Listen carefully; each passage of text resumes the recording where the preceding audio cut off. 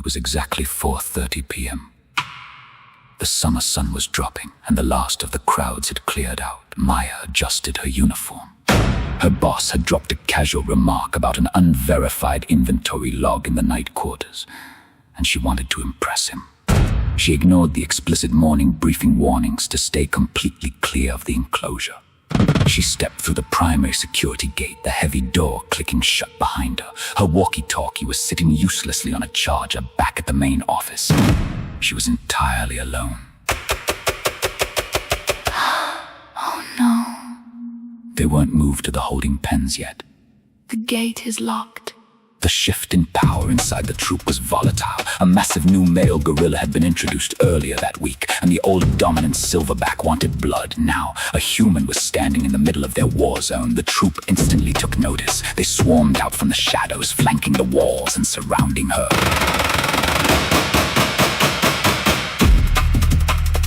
The agitated maned silverback bared his teeth, his leathered chest heaving as he stalked directly toward Maya. But before he could strike, the new male lunged forward. The younger ape put his entire body between the alpha and the girl, refusing to let the larger animal advance. The old alpha launched into a terrifying full-speed mock charge, throwing his 400-pound frame forward like a runaway freight train. The new male met the impact head-on. The two massive primates collided, smashing straight into Maya and pinning her against the inner wall. The crushing force tore through her torso.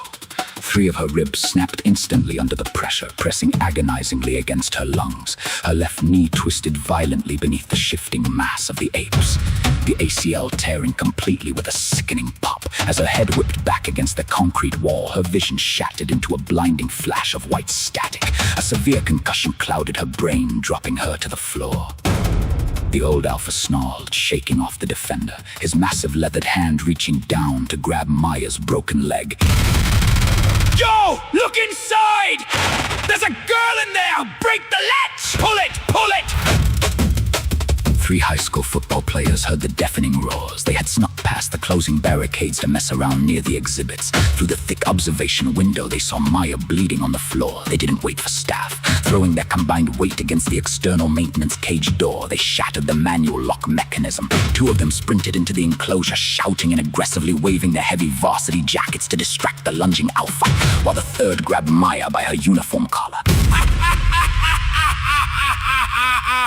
Stop! My leg! They dragged her broken body backward through the threshold, just as the old alpha's fist slammed into the dirt where her head had been a millisecond before. They threw her into the safety corridor and slammed the heavy secondary iron gate shut. Maya lay flat on her back on the cold concrete of the service hallway, surrounded by the panicked, cursing voices of the teenagers. Blood trickled from her forehead.